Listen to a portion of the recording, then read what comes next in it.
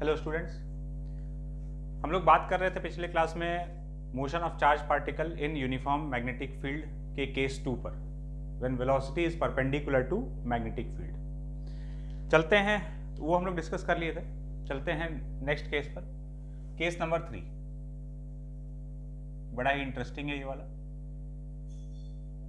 V neither parallel to B nor perpendicular to B।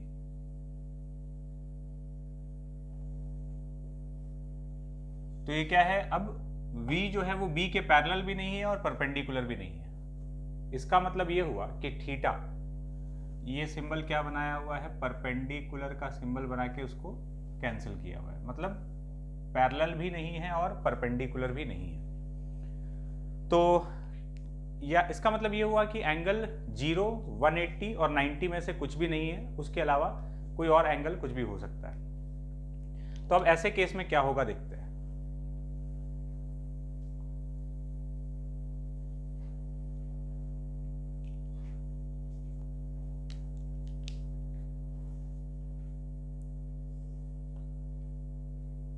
ये magnetic field और ये charge particle, इसका velocity इधर है मैग्नेटिक फील्ड से किसी एंगल थीटा पर। तो अब इसका मोशन कैसा होगा, इसको समझने के लिए हम लोग क्या कर रहे हैं, वेलोसिटी को दो कंपोनेंट में ब्रेक कर लेते हैं। इस तरफ आ गया v cos थीटा, इसको हम v पैरेलल बोल दे रहे हैं, और इस तरफ आ गया v sin theta, this is v sin theta, इसको हम v परपेंडिकुलर बोल दे रहे हैं। तो दो कंपोनेंट हम लोग कर लिए वेलोसिटी का, एक मैग्नेटिक फील्ड के अलोंग और दूसरा मैग्नेटिक फील्ड के परपेंडिकुलर। अब एक एक करके देखते हैं कि इन दोनों से क्या होने वाला है। ठीक है, तो सबसे पहले अगर हम v परपेंडिकुलर को छुपा लें, मान लो ये वाला है ही नहीं, है ना। अब ये दो कंपोनेंट था, इसमें से इसको हम हटा रहे हैं। तो अगर इसको देखें, वेलोसिटी, ये वेलोसिटी हो गया, ये मैग्नेटिक फील्ड हो गया, तो v पैरेलल टू b दिख रहा है यहाँ पर। वेलोसिटी और मैग्नेटिक फील्ड सेम लाइन के अलोंग है, तो ये हो गया केस 1।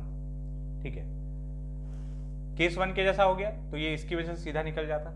अब यहां देखते हैं, अब इसको थोड़ी देर के लिए हटाया जाए, ये सब नहीं है, खाली v परपेंडिकुलर को देखो, ये मैग्नेटिक फील्ड है। ठीक है, हम थोड़ा यहाँ साइड में बना दे रहे हैं। अब खाली इसको देखना, ये v परपेंडिकुलर कंपोनेंट जिसको हम लोग v sin थीटा बोल रहे हैं, और ये मैग्नेटिक फील्ड। v पैरेलल वाला एक बार हटा दिए, तो अब ये केस नंबर 2 दिख रहा है, velocity perpendicular to magnetic field. और अगर ऐसा होगा तो पार्टिकल जो है वो सर्कुलर मोशन करेगा। तो ये वाला जो वेलोसिटी है, ये पार्टिकल को सर्कुलर मोशन करा रहा है। कैसे प्लेन, कौन से प्लेन में करा रहा है ये देखते हैं। v क्रॉस b किए तो फोर्स अंदर आ रहा है, मतलब सेंटर अंदर की तरफ है, और ये वाला लाइन टेंजेंट, इसको टेंजेंट लेते हुए सेंटर अंदर की तरफ है, तो ऐसे ऐसे घूम रहा होगा। बोर्ड के प्लेन के परपेंडिकुलर ऐसे घूम रहा है, और ये वाला जो प्लेन है, मतलब पूरा का पूरा सर्कल अंदर ही बन रहा होगा, इस लाइन को टेंजेंट बनाना है, तो अंदर ही अंदर ऐसे घूम रहा है। तो ये परपेंडिकुलर वाला कंपोनेंट जो केस 2 में कन्वर्ट हो गया, ये इसको सर्कुलर मोशन करा रहा है। और अब क्या है कि v पैरेलल तो है ही इसके पास, तो ये इसको सर्कुलर मोशन करा रहा है, और ये वाला कंपोनेंट इसको आगे लेके जा रहा है। तो ये ऐसे गोल गोल घूमते हुए आगे की तरफ बढ़ते जा रहे हैं। ठीक है, ये वाला कंपोनेंट सर्कुलर मोशन कराया ऐसे ऐसे, और ये कंपोनेंट साथ में आगे भी लेते जा रहा है, तो ये ऐसे गोल गोल घूमते हुए आगे जा रहा है। मतलब इसका जो पाथ होगा वो हेलिकल पाथ हो जाएगा, जैसा स्प्रिंग का शेप होता है ना, स्प्रिंग के शेप जैसा ये पाथ बना रहा होगा, तो उसको हम लोग बोलेंगे हेलिकल पाथ। तो बेसिकली जो केस 3 है वो केस 1 और केस 2 का मिक्सचर है ना, उसको कंबाइन करके हम लोग देख रहे हैं। तो अब इसका पाथ,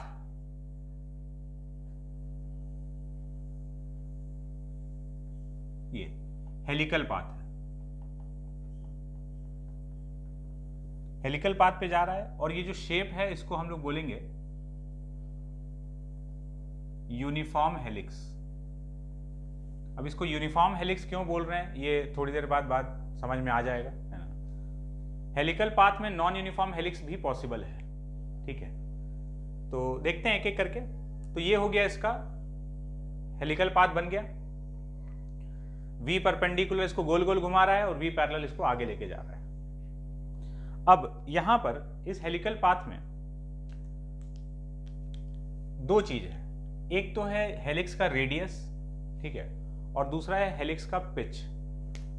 तो अगर रेडियस का बात किया जाए, हेलिक्स का रेडियस कितना होगा, तो इसको सर्कल में घुमाने के लिए रिस्पॉन्सिबल फैक्टर ये है V परपेंडिकुलर, यही सर्कल बना रहा है।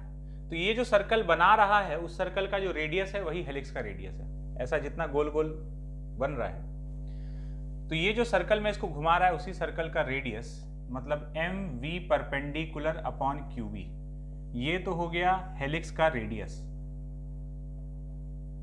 ठीक है। दिस इज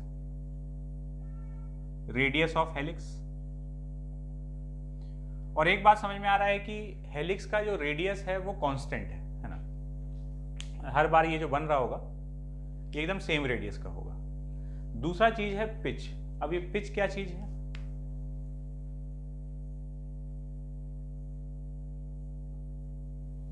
ये वाला जो गैप है, दो सर्कल्स के बीच का जो फासला है इसको हम लोग पिच बोल रहे हैं। ये कहला रहा है पिच। पिच है क्या चीज, इसको हम लोग ऐसे बोल सकते हैं, जैसे ये अपनी जगह पर, समझना बात को, ये जो परपेंडिकुलर वाला कंपोनेंट है ये इसको सर्कुलर मोशन करा रहा है, ये ऐसे ऐसे सर्कुलर मोशन कर रहा था, देखते रहना, ऐसे घूम रहा था, यहां से चालू हुआ, ऐसे घूम के वापस यहां आ गया। अगर खाली सर्कल कर रहा होता तो, अभी क्या हो रहा है, सर्कुलर मोशन करते हुए आगे बढ़ रहा है, तो ऐसे चालू होते हुए आगे चला गया। तो जब इसका एक सर्कल कंप्लीट हुआ, एक सर्कल कंप्लीट होने पर ये जितना आगे की तरफ डिस्प्लेस हो जा रहा है, मैग्नेटिक फील्ड के अलोंग जितना डिस्प्लेस हो जा रहा है, वही कहला रहा है पिच। मतलब अगर ये वेलोसिटी नहीं होता तो ये एक ही जगह पर सर्कल में घूमते रहता। तो अभी क्या हो रहा है, सर्कल में घूम रहा है तो घूमते हुए कुछ आगे बढ़ गया, तो एक चक्कर काटने में जितना ये डिस्प्लेस हो गया मैग्नेटिक फील्ड के अलोंग, उसी को हम लोग पिच बोल रहे हैं। तो पिच क्या है,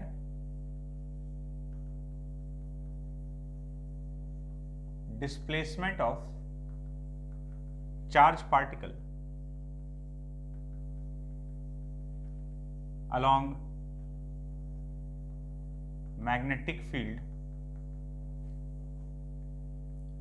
in one rotation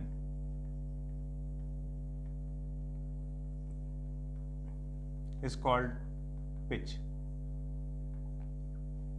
तो अब इस पिच का वैल्यू क्या लिखेंगे हम लोग,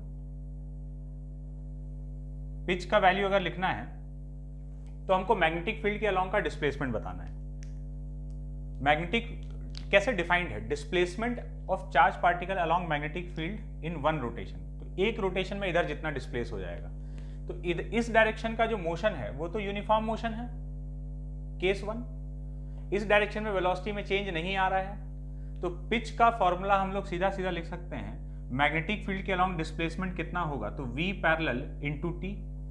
एक रोटेशन कंप्लीट करने का टाइम जो है वो कैपिटल टी, ठीक है। तो pitch is equals to V parallel into T, जिसमें कि t का value 2 pi m upon QB के बराबर है। अब ये पिच जो है, क्योंकि ये V पैरेलल तो समय के साथ चेंज हो नहीं रहा है, तो ये पिच भी कांस्टेंट है और रेडियस भी कांस्टेंट है। अगर किसी हेलिक्स में रेडियस और पिच दोनों कांस्टेंट होगा तो हम लोग बोलेंगे वो यूनिफॉर्म हेलिक्स है। और अगर इन दोनों में से कोई भी एक या दोनों, है ना, कोई भी एक अगर वैरी करने लग गया तो हम लोग बोलेंगे कि ये नॉन यूनिफॉर्म हेलिक्स है। कुछ देर बाद हम लोग को नॉन यूनिफॉर्म हेलिक्स का भी एग्जाम्पल दिखेगा। फिलहाल ये यूनिफॉर्म हेलिक्स है, इसका रेडियस और पिच दोनों कांस्टेंट रहेगा, समय के साथ नहीं चेंज होने वाला है। तो ये हम लोग याद रखेंगे। पिच का फॉर्मूला सीधा सीधा है V पैरेलल इंटू टी, एक टाइम पीरियड में मैग्नेटिक फील्ड के अलोंग जितना डिस्प्लेसमेंट हो गया, ठीक है। अब यहां पर एक और चीज है, जैसे अगर हम पूछे कि कितना टी टाइम में कितना डिस्टेंस ट्रैवल किया पार्टिकल, है ना। अगर हमको किसी भी टाइम टी तक उसका डिस्टेंस ट्रैवल्ड निकालना है तो हम कैसे लिख सकते हैं? बहुत बड़ा आसान काम है। यहाँ डिस्टेंस ट्रैवल्ड का मतलब समझ लेना। अगर वो किसी टी टाइम पर यहाँ पर है, सपोज अगर वो यहाँ पर है, तो डिस्टेंस ट्रैवल्ड के नाम पर हम ये जानना चाहते हैं, ये पूरा ऐसे करके यहाँ से इस पूरे पाथ का लेंथ, ठीक है, यहाँ पर है या यहाँ पर है, तो पूरा स्टार्टिंग से लेकर वहां तक का जो पूरा इस पाथ का लेंथ है वो होगा डिस्टेंस ट्रैवल्ड। और यहाँ पर डिस्टेंस ट्रैवल्ड, तुम एक बार पॉज करके सोचो कि तुमको डिस्टेंस ट्रैवल्ड लिखना होगा किसी टाइम टी तक, तो तुम क्या लिखोगे? आई होप कि सोच लिए होगे। हम लोग लिखते हैं इसको, distance travelled is equals to speed into time. Speed constant है, और जब भी स्पीड कांस्टेंट होता है तो distance travelled is equals to speed into time. अगर स्पीड कांस्टेंट नहीं होता तो हम लोग डिस्टेंस ट्रैवल्ड ऐसे लिखते, ये v यहां पर स्पीड है, ठीक है, इंटीग्रल v dt। वेलोसिटी को इंटीग्रेट करोगे तो डिस्प्लेसमेंट मिलेगा, स्पीड को इंटीग्रेट करोगे तो डिस्टेंस ट्रैवल्ड मिलेगा, ठीक है। तो यहां स्पीड कांस्टेंट है, तो सीधा सीधा हम लोग डिस्टेंस ट्रैवल्ड ऐसे लिख सकते हैं। तो इसमें d हो गया डिस्टेंस ट्रैवल्ड और v हो गया स्पीड। तो सीधा सीधा हम लोग ऐसे distance travelled is equals to speed into time लिख सकते हैं, ठीक है। अब इस हेलिकल पाथ में मान लो हमको किसी भी टाइम पर स्पीड पूछा, तो स्पीड तो कांस्टेंट है, क्यों? क्योंकि मैग्नेटिक फील्ड के इन्फ्लुएंस में स्पीड चेंज नहीं हो सकता है। लेकिन अगर किसी भी टाइम पे हमसे वेलोसिटी पूछेगा, तो वेलोसिटी पूछेगा मतलब हमको विथ प्रॉपर डायरेक्शन बताना है, ठीक है। मैग्नीट्यूड तो पता है v है, लेकिन वेलोसिटी के साथ में उसका डायरेक्शन भी बताना पड़ेगा। तो अगर हमसे वेलोसिटी पूछता है या किसी भी टाइम पे डिस्प्लेसमेंट पूछता है तो वो क्या होगा? अब मान लो अगर यहां पर है ना, तो उस टाइम तक डिस्प्लेसमेंट क्या होगा? स्टार्टिंग पॉइंट से इस पॉइंट को ज्वाइन करने वाला लाइन। या किसी टाइम पे वेलोसिटी क्या होगा? तो अब हम लोग वो चीज लिखने जा रहे हैं कि किसी इंस्टेंट पर वेलोसिटी या फिर डिस्प्लेसमेंट लिखना हो तो कैसे लिख सकते हैं, ठीक है। अब हम लोग थोड़ा 3D में जाने वाले हैं इसको एनालाइज करने के लिए।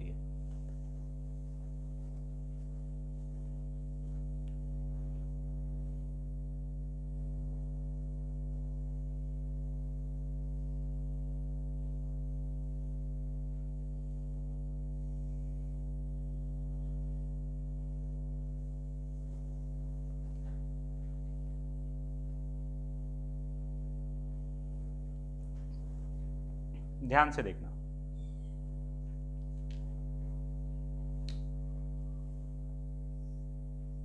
ये x डायरेक्शन, ये y डायरेक्शन और ये z डायरेक्शन। यहां पर जो मैग्नेटिक फील्ड हम लोग अप्लाई किए हैं वो x डायरेक्शन में है, और वेलोसिटी ऐसे था यहां से थीटा एंगल पर। तो जिसका हम लोग दो कंपोनेंट किए हैं, v पैरेलल x के अलोंग आया है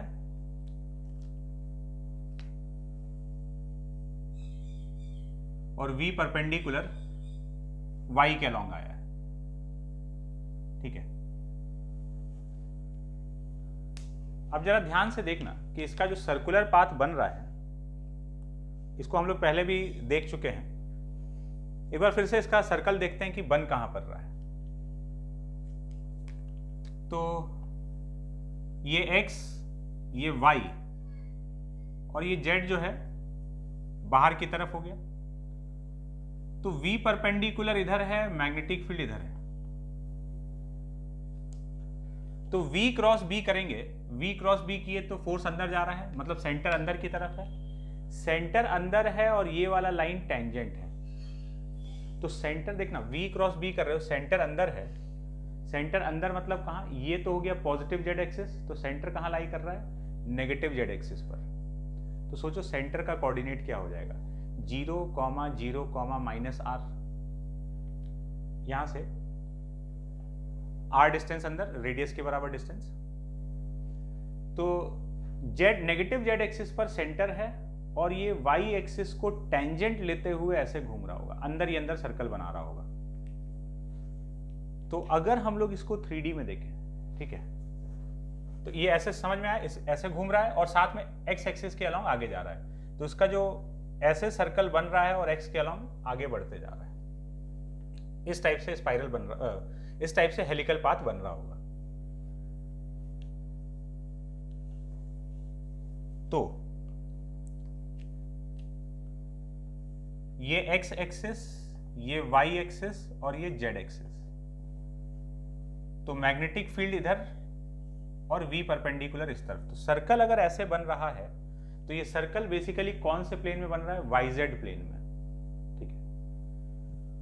आधा प्लस वाई में, आधा नीचे माइनस वाई में, अंदर की तरफ।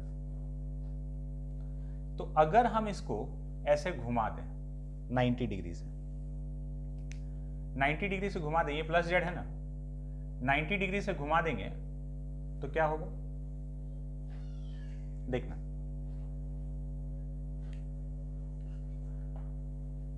ये हो गया जेड एक्सिस, ये एक्स, ये वाई। तो अगर 90 डिग्री से घुमाएंगे तो एक्स यहां बाहर आ जाएगा और पॉजिटिव जेड इधर चला जाएगा। ये जेड एक्सिस है, ये एक्स एक्सिस है। 90 डिग्री से घुमाओगे तो एक्स यहां से यहां आ जाएगा और ये जेड है ये इधर चला जाएगा। मतलब कुछ इस तरीके से वाई एक्सिस के अबाउट इस सिस्टम को 90 डिग्री से घुमा दिए। अब कुछ ऐसा दिख रहा है, 90 डिग्री से घुमाते ही ये एक्स बाहर की तरफ आ गया, जेड जो ऐसे था अब इधर चला गया, मतलब ये प्लस जेड और इधर माइनस जेड। तो जो सर्कल अभी पीछे ऐसे बन रहा था, किधर? सेंटर कहां पर था? नेगेटिव जेड पर, अंदर की तरफ था नेगेटिव जेड, यहां दिख रहा है। सेंटर नेगेटिव जेड पे था और वाई एक्सिस को टेंजेंट लेते हुए सर्कल बना रहा था। 90 डिग्री से वापस घुमा दोगे उधर तो ये सर्कल अंदर चला जाएगा ऐसे। पहले अंदर था सर्कल, घुमा दिए तो अब इधर दिखने लग गया। तो ये वाई एक्सिस को टेंजेंट ले लिया, नेगेटिव जेड पर सेंटर है, इस टाइप से बन रहा होगा। इसको थोड़ा बढ़िया से हम लोग बना लेते हैं।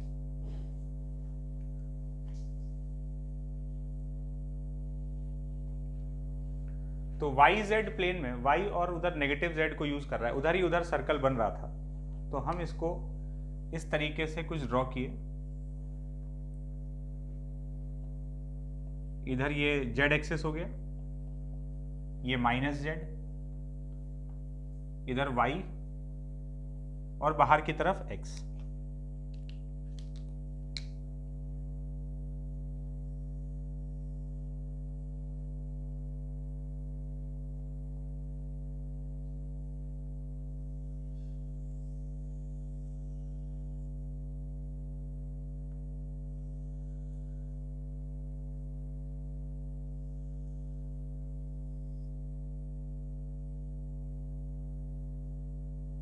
ये बन गया सर्कल।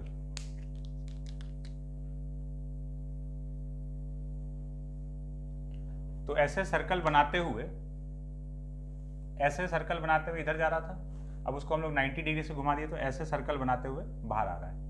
पहले हेलिक्स ऐसा दिख रहा था, ऐसे था, इसको 90 डिग्री से घुमा दिए तो अब इधर आ गया। मतलब ये अपना एक्स एक्सिस है, पहले एक्स इधर था, 90 डिग्री से घुमाने के बाद इधर हो गया। तो अब ऐसे ये सर्कल में घूमता हुआ बाहर की तरफ आ रहा है। इस डायरेक्शन में एक्स एक्सिस के अलोंग वेलोसिटी कितना है? v पैरेलल है ना। और सर्कल में घुमाने वाला वेलोसिटी कौन सा है? v perpendicular. तो अब देखते हैं इसका कैलकुलेशन। देखो सर्कल में घूम रहा है, मान लो किसी टाइम पर यहां पर है, ये हो गया v परपेंडिकुलर, x के अलोंग इसका वेलोसिटी कितना है? v parallel. ये v परपेंडिकुलर से सर्कल में घूम रहा है।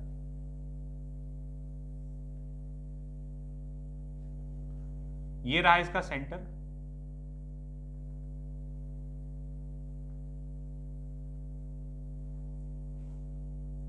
सपोज ये किसी समय तक बीटा एंगल रोटेट कर चुका है, ठीक है। सर्कल में घूम रहा है, तो किसी टाइम टी पर देख रहे हैं तो बीटा एंगल ये टर्न कर चुका है। तो बीटा एंगल अगर सर्कल में घूम चुका है तो बीटा का वैल्यू हम लोग क्या लिख सकते हैं, beta is equals to omega into t. ये हम लोग इसका वैल्यू लिख सकते हैं, जिसमें कि ओमेगा का वैल्यू किसके बराबर है, QB बाई एम। ठीक है, अब हम लोग इसका वेलोसिटी और डिस्प्लेसमेंट बहुत आसानी से लिख सकते हैं। देखो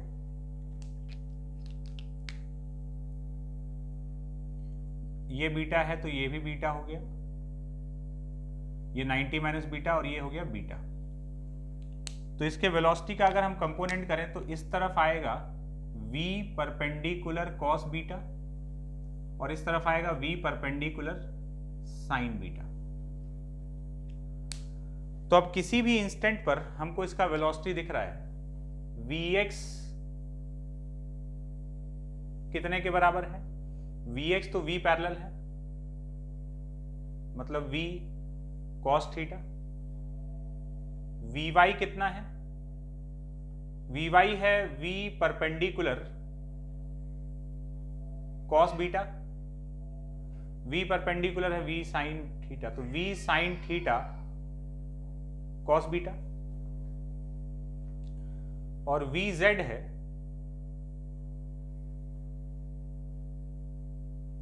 नेगेटिव डायरेक्शन में, ये minus of v perpendicular sine beta, तो minus of v sine theta sine beta. ये एक्स वाई जेड कंपोनेंट आ गया। तो किसी भी इंस्टेंट पर जो वेलोसिटी होगा v vector is equals to vx i cap plus vy j cap plus vz k cap. तो ये अपने पास x y और z कंपोनेंट रखा हुआ है, यहां रख दोगे तो तुम्हारे पास वेलोसिटी आ जाएगा। और इसका मैग्नीट्यूड लेके देखना, under root of vx square plus vy square plus vz square करोगे तो फिर से v के बराबर आ जाएगा, क्योंकि स्पीड तो कांस्टेंट है। थीटा वो एंगल है जो शुरुआत में हमको दिया था कि कितना एंगल ये वेलोसिटी के साथ बना रहा है, वेलोसिटी और मैग्नेटिक फील्ड के बीच का एंगल। और बीटा जो है वो ये लिखा हुआ है, किसी भी टाइम t तक ये सर्कल में कितना एंगल घूमा है, तो beta equals to omega T. तो ये तुम्हारा velocity as a function of time आ जाएगा, टाइम का कंपोनेंट आ रहा है। तो ये तो हो गया वेलोसिटी। उसके बाद जहां से ये चालू हुआ था उसको हम लोग ओरिजिन मान रहे हैं। तो इसका अगर हम लोग पोजीशन लिखें, इसका पोजीशन वेक्टर होगा r vector is x i cap plus y j cap plus z k cap. तो पोजीशन वेक्टर एक एक करके तीनों चीज लिखते हैं, इसका x y और z कंपोनेंट। तो x का वैल्यू क्या होगा, x डायरेक्शन में यूनिफॉर्म मोशन हो रहा है तो x का displacement v parallel into t, मतलब v cos theta into t। y direction का डिस्प्लेसमेंट किसी भी टाइम पर, तो देखो ये वाला चीज y हो गया, ये इसका रेडियस है, तो y डायरेक्शन का डिस्प्लेसमेंट, y डायरेक्शन का डिस्प्लेसमेंट ये r है, तो y जो है r साइन बीटा के बराबर हो जाएगा। y is equals to r sine beta.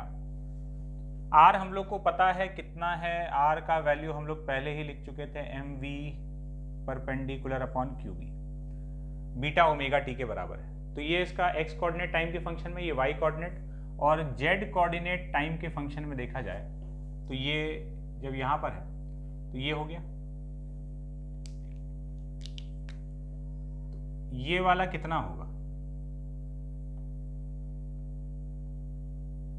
ये पूरा r है और ये वाला this is r cos beta, तो ये हो जाएगा r minus r cos beta. तो ये वाला गैप हो गया r minus r cos beta, और क्योंकि नेगेटिव z की तरफ है तो minus of r minus r cos beta. तो ये इसका z कोऑर्डिनेट है ना, y कोऑर्डिनेट भी आ गया और x कोऑर्डिनेट भी आ गया। तो ये गैप हो गया r minus r cos beta, ये हो गया r साइन बीटा, और x कोऑर्डिनेट हो गया v cos theta into T. तो ये इसका पोजीशन हो गया किसी भी टाइम t पर। इसका मैग्नीट्यूड ले लेंगे तो डिस्प्लेसमेंट आ जाएगा,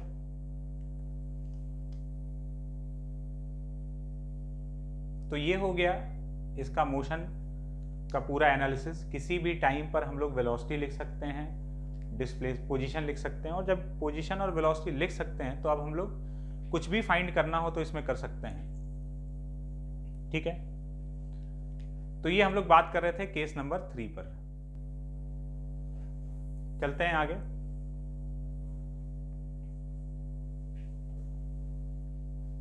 इसमें ये सब एक्सप्रेशन अपने को याद नहीं रखना है, याद खाली रेडियस का फॉर्मूला रखना है। रेडियस क्या है? पिच का एक्सप्रेशन। ठीक है, और जो हम लोग किए हैं वो मेथड। अब हेडिंग डाल लेंगे, motion of charge particle in uniform electric and magnetic field. अब दोनों चीज प्रेजेंट रहेगा।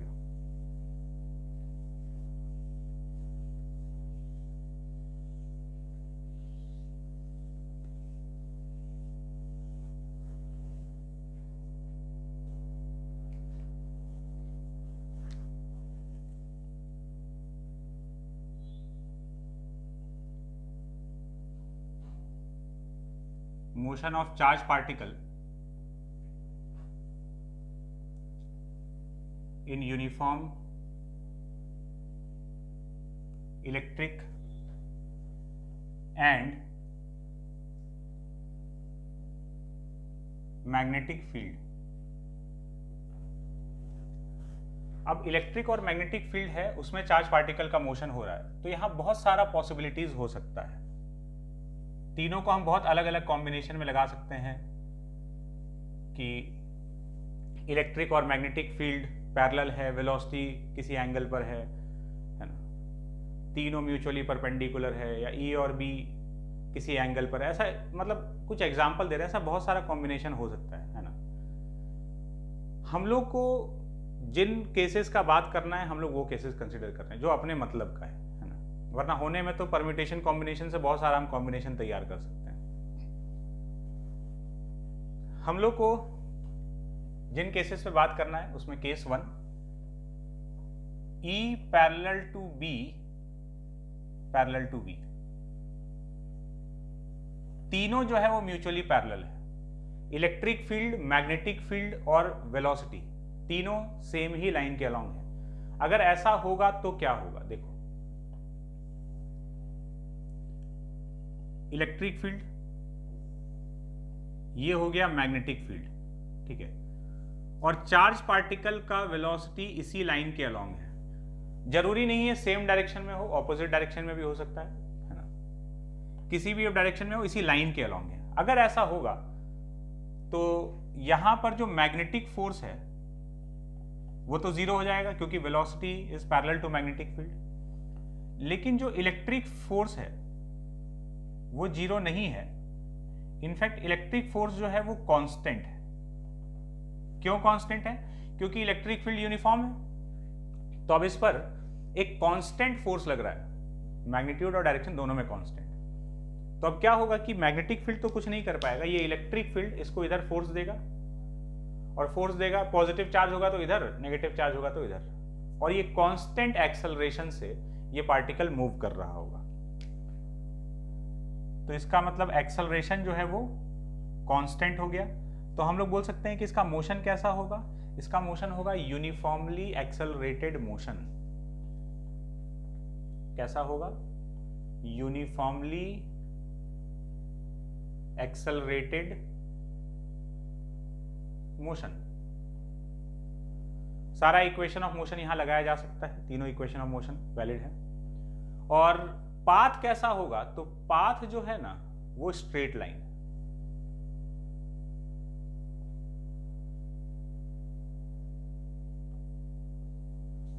तो कांस्टेंट एक्सेलरेशन से ये स्ट्रेट लाइन पाथ पर चलता रहेगा। तो ये सिंपल सा हो गया अपना केस 1, जिसमें कि E perpendicular to B perpendicular to V, तीनों सॉरी परपेंडिकुलर नहीं, parallel. Electric field, magnetic field और वेलोसिटी सब सेम लाइन के अलोंग है। चलते हैं नेक्स्ट केस पर।